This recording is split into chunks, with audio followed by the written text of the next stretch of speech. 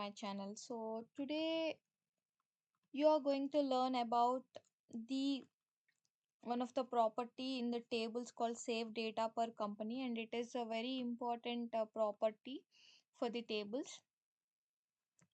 So how it works is, let's say DE table is the table name, and the property save data per company to yes. Okay, so whenever you just use this save data per company to yes, what's going to happen is, whenever you open this table browser, okay, I have already opened this table. Let's refresh once. Yeah, so this is the table, and the records which we have created here, E1 and E2 records, it is specific to a company called dat, right? It is a specific to the company called dat.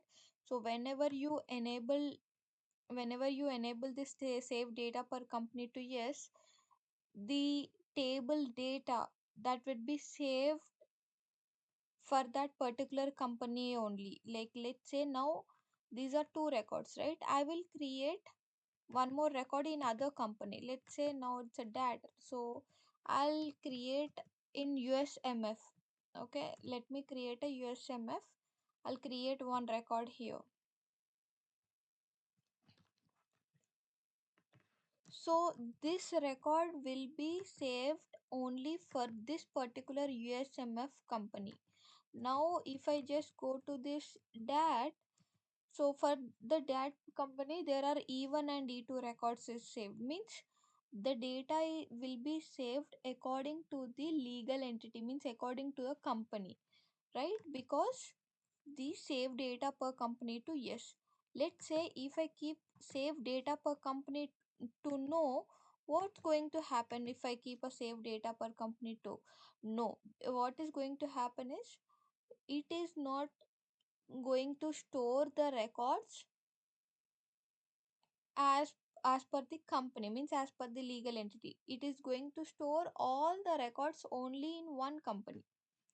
Okay, so previously it is storing in different companies, right, separately. So but if you just keep save data per company to no property, so what's going to happen is, it is beat any company. Okay, beat any company, the data is going to store in only one legal entity. So here we don't have any concept of separate legal entities, it is going to store in only one legal entity. Okay, so let's just check that output after the synchronization. Let's wait for a moment.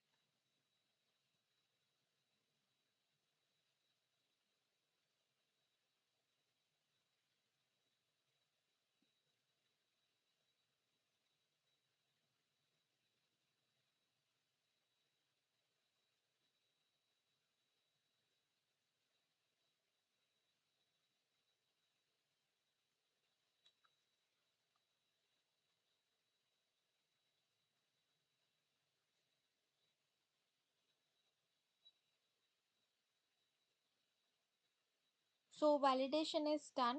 Now what you can just do it is, you can try to just check from your side, like, just use the dat.